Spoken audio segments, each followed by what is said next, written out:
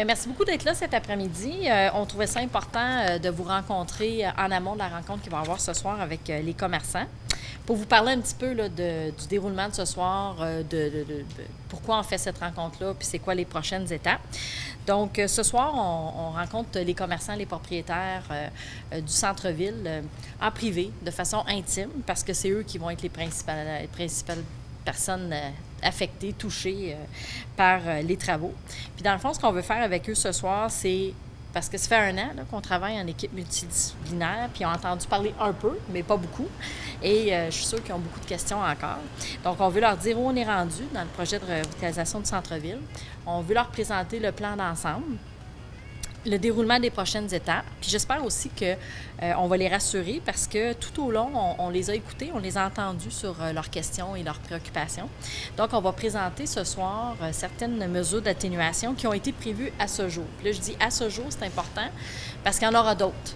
Il y en aura d'autres quand on sera plus fixé une fois l'appel d'offres lancé. Parce qu'une fois l'appel d'offres lancé, on va mieux connaître l'échéancier et la séquence des travaux. Puis ça va nous permettre d'en ajouter et de bonifier là, au niveau des mesures d'atténuation. Donc, ce soir, ça va leur permettre aussi, pourquoi on voulait que ce soit intime, parce qu'ils sont les principaux touchés, mais également pour qu'ils se sentent à l'aise là, de partager, de poser leurs questions et leurs inquiétudes pour qu'on puisse ensemble échanger. Comme je vous disais, ça fait maintenant 1 an à peu près qu'on travaille en comité multidisciplinaire à l'interne, autant à l'interne qu'avec des consultants à l'externe. Donc, à l'externe, on a fait affaire évidemment avec des consultants en génie et en architecture du paysage, ce qui va nous permettre là, de présenter des choses intéressantes ce soir au niveau puis de préparer les plans et devis. On s'en va au niveau des plans et devis. Puis, je sais pas, Diane en parle souvent, puis elle pourra, si elle a le goût de commenter tantôt, mais le niveau de détail auquel il faut s'adresser actuellement là, dans l'ensemble des travaux. Là, il faut que le devis soit très, très détaillé pour s'assurer de ne pas avoir de surprise. Mais également, en ce qui concerne les mesures d'atténuation, on va mettre des exigences dans le devis pour justement s'assurer que l'impact des travaux soit le moins important sur les affaires des commerçants. Pour vous, chers médias, et pour la population, bien, c'est le 30 mai prochain qu'on dévoilera les plans d'ensemble, l'image, l'avancement des travaux. Mais pour ce soir, ce que j'ai le goût de vous partager, surtout ce qu'on veut vous partager, c'est les mesures d'atténuation. Parce que les commerçants nous ont exprimé des inquiétudes et des préoccupations, entre autres par rapport à l'accessibilité des commerces pendant les travaux, le bruit, la poussière, l'impact sur leur chiffre d'affaires, le stationnement avant, pendant, après les travaux, la durée et la période des travaux. Comme je vous disais, d'entrée de jeu, le devis, une fois qu'on aura l'entrepreneur, qu'on connaîtra l'entrepreneur, ça va être plus facile d'aller en détail. Mais pour le moment, il y a déjà des choses qu'on peut préciser dans les mesures d'atténuation. Puis il y a des choses qu'on a mis comme exigence dans le devis. Par exemple, que les commerces soient accessibles aux piétons en tout temps pendant les travaux, que les raccordements des nouveaux trottoirs soient faits jusqu'à la façade des bâtiments, les raccordements électriques, que des solutions soient pensées pour les fournisseurs, pour les services d'urgence, que l'approvisionnement en eau, électricité, aqueduc et Internet soit maintenu en tout temps. C'est une question que j'avais eue d'ailleurs d'un commerçant. Il va falloir que je prévoie une citerne, tout ça. Je disais, donc, c'est important. Et à fur et à mesure, qu'on connaîtra l'évolution du projet et du chantier, bien, on pourra répondre là, à d'autres questions. Et on a mis en place un certain nombre de mesures d'atténuation. Et là, je cède la parole à Diane pour commencer. Puis là, ça va alterner entre Diane et Fanny. Alors, dans un premier temps, je pense qu'on va rappeler les mesures d'atténuation qui sont présentement en cours. Alors, il y a le programme de formation dédié aux commerçants qui est un projet qui est piloté par la Chambre de commerce, mais financé par la Ville et Emploi Québec. Alors, c'est un projet qui a suscité beaucoup d'intérêt et de satisfaction de la part des commerçants. Il y a près de 40 commerçants qui ont participé au projet. Il y a également le programme de rénovation des façades. Alors, les demandes sont acceptées tout au long de 2017. Il faut que les travaux soient complétés avant le 31 décembre. Puis, à ce jour, le programme a reçu 20 demandes et remis au-delà de 100 000 $ pour divers travaux d'importance plus ou moins grande selon les cas. Là. Parfois, ça pouvait être un nouvel affichage ou d'autres fois, c'est de la façade au complet. Et pour une enveloppe totale de 225 000 $. Alors maintenant, Fanny, je pense sur les d'autres activités plus en communication. Oui, bien moi, je vais vous parler au niveau de la campagne de communication là, qui est prévue en cours là, en 2017. Donc, il y a déjà plusieurs là, actions qui ont été entreprises pour promouvoir le centre-ville, pour inciter la population et les visiteurs à fréquenter le centre-ville dès maintenant, donc pas juste pendant les travaux, mais dès aujourd'hui. Donc, par exemple, il y a un cahier spécial qui a été fait dans la tribune en mai. Il y a diverses publicités qui sont mises dans les guides, dans les différents guides touristiques. Il y a des campagnes aussi à venir là, dans le reflet du lac là, pour mettre de l'avant les perspectives visuelles là, du nouveau centre-ville. Et aussi, il y a plein d'autres petites surprises là, qui vont être mises de l'avant là, pour vraiment inciter les gens là, à fréquenter le centre-ville. Aussi, il y a un site Internet consacré exclusivement au centre-ville là, qui sera mis en ligne prochainement. Donc, on va vous tenir au courant par rapport à ça. Et aussi, il y a toujours la page Facebook du projet de revitalisation aussi là, qui est en cours actuellement. Si on se transporte en 2018, au niveau de la campagne de communication, évidemment, la campagne qui va être mise en branle en 2018, on va plus être en mode information, travaux. Donc, au niveau des commerçants et des propriétaires, on va vraiment avoir une ligne dédiée téléphonique là, pour les questions, les inquiétudes, donner de l'information.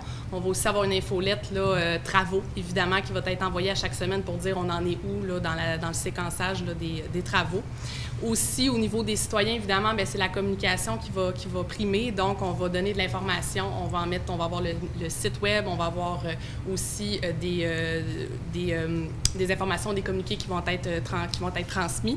On va aussi s'assurer d'avoir une communication efficace au niveau du chantier sur place, donc la signalisation, évidemment. Tout ça va être vraiment en mode information, oui, mais on va aussi parallèlement faire de la communication plus pour de la promotion pour le centre-ville, pour inciter les gens à venir au centre-ville, même si on est dans un chantier. Donc, c'est vraiment là, les deux prémices là, qui vont se faire là, en 2018. Inciter les gens à venir et surtout les informer sur comment se rendre, comment se stationner, par où passer, etc. Diane? Alors, c'est ça, au niveau du stationnement, je pense que depuis le début, les gens le savent. C'est toujours une préoccupation dans tous les centres-villes qui ont à faire ce genre de travaux. Il y a beaucoup de questionnements. Alors, ce qu'on a prévu ici, c'est que le système de gestion des stationnements va être complètement révisé afin que les consommateurs aient le premier accès. Et donc, les systèmes, les vignettes pour les travailleurs du centre-ville, les employés, ils vont être placés davantage en périphérie. Il va y avoir une attention particulière qui va être portée à la signalisation sur place afin d'indiquer clairement les détours et les stationnements à proximité. Il y aura un système de navettes également qui va assurer le transport entre les stationnements périphériques du centre-ville, soit du Moulin, Cabana et la Pointe-Mérée. Il y aura des signaleurs, c'est inscrit dans le devis d'appel d'offres. L'entrepreneur doit avoir des signaleurs qui vont être placés principalement au coin de Saint-Patrice-Sherbrooke et Saint-Patrice-Mérée pour s'assurer que la circulation soit le plus fluide possible. Et si on se rend compte qu'il y a d'autres carrefours, d'autres coins de rue qui demandent des signaleurs, on en fera ajouter. Et il y a également, il ne faudrait pas l'oublier, la semaine dernière, le conseil municipal a procédé à l'achat d'un terrain ici au centre-ville qui fait le coin Sherbrooke et rue principale. Il ne fait pas le coin, là, mais il est dans ce carrefour-là. Et ce stationnement-là va permettre d'ajouter 60 cases de stationnement, ce qui vient compenser pour les stationnements qui ne seront plus au Parc des Braves. Ensuite, au niveau, aussi une autre mesure d'atténuation, une escouade centre-ville qu'on va mettre en place. Comme vous le savez, actuellement, il y a une préposée mobile à l'information touristique qui est là depuis maintenant 2-3 étés. Et elle va revenir cette année, bien évidemment, mais l'an prochain, on va ajouter de nouvelles ressources qui vont se joindre à elle. Et l'idée, évidemment, c'est que ces ressources-là puissent bien orienter les gens, puissent répondre à leurs questions, leur donner de l'information autant touristique, mais aussi plus pratico-pratique pendant le chantier. Ils vont pouvoir aussi conduire les navettes. Donc, l'idée, c'est vraiment d'en faire une escouade centre-ville, là, avec évidemment une signature ludique, de faire ça un peu comme les animateurs du centre-ville qui sont là pour répondre aux questions. Donc, ça aussi, c'est une autre mesure là, qui a été pensée. Aussi, l'appui aux commerçants et aux événements locaux. Donc, la Ville, déjà, on appuie et on encourage les commerçants au niveau de l'animation. Donc, évidemment, ce qu'on va faire, c'est qu'on va continuer de les chapeauter, de les supporter pour 2018 et on va, de manière concertée avec eux, voir comment que l'animation pourrait se faire alors qu'il y a un chantier là, en cours. Donc, ça va se poursuivre. Aussi, l'embellissement et l'animation de chantier. Donc, on souhaite que le chantier puisse justement être embelli. Donc, on pense à plein de choses au niveau d'embellir les clôtures de chantier, d'essayer vraiment de rendre le centre-ville, de rendre le chantier un peu plus coloré que seulement du orange et de la poussière. Et l'idée aussi, c'est de l'animer. Donc, on est tout en train de penser aussi à une façon de créer une espèce de jeu interactif qui pourrait amener les gens à visiter le centre-ville puis à le parcourir, de faire en sorte que le chantier devienne quasiment une attraction. Donc, ça aussi, on est en train là, de le réfléchir là, actuellement. C'était d'ailleurs des suggestions de commerçants, ça. Tout à fait. Puis toutes ces mesures-là, bien entendu, elles vont être mises en place avant et pendant les travaux, mais pour l'instant, comme on ne sait pas exactement comment vont se dérouler les travaux, alors c'est fort possible, il y a encore des inconnus, donc il y aura des mesures qui pourront être ajoutées en cours de route, encore une fois, pour faciliter l'ensemble du déroulement de ces travaux. Oui. J'ai pas compris exactement C'est juste ici, face à l'hôtel de ville, où il y avait, il y a quelques années quand même, le terminus d'autobus. En arrière du terminus. Alors, en arrière du terminus. Jusqu'à la rue du Faux. Oui, jusqu'à la rue du Faux. Puis, vous avez acheté quoi exactement? terrain et bâtiments qui sont là. Vous allez raser des bâtiments? Oui, oui, c'est ça, pour arriver à faire 60 cases. C'est ça qu'on va faire. On va Ouais, raser c'est les ça, bâtiments. c'est ça. Mais sont en arrière l'eau, là. Sont en arrière des bâtiments de la rue C'est principale. sûr qu'on souhaite d'être capable de le faire pour la période des travaux, parce que ça permettrait aussi d'avoir un stationnement prêt, mais peut-être qu'il ne sera pas complètement aménagé pour la période des travaux. Il sera juste sommaire, là. Puis pour le futur, il va être aménagé. Ça va dépendre à quel point ça avance. Oui, c'est ça, c'est ça. Il va être accessible. Dans le fond, notre objectif, c'est qu'il soit accessible pour l'année des travaux. Il ne sera peut-être pas aménagé à 100 %, mais l'idée, c'est que les voitures puissent s'y rendre puis qu'on puisse l'utiliser. Donc, il ne sera peut-être pas ligné et asphalté, mais on pourrait y stationner les voitures. Et là, le plus important, bien, c'est qu'on vous invite, le plus important, qui est important quand même, hein, on vous invite la semaine prochaine, le 30, au Parc des Braves, pour le dévoilement de l'ensemble des visuels qui vont vous permettre de voir ce que sera notre centre-ville au cours des prochaines années. À 13h30. À 13h30, oui. Beau temps, mauvais temps, il y aura un chapiteau. Bon, ben, c'est parfait. Hein? Quel complément. Hein? Et voilà. Et la population est invitée aussi. Oui. Bien sûr. Hein? Alors, on espère qu'ils vont être aussi enthousiastes que nous de voir les perspectives du nouveau centre-ville.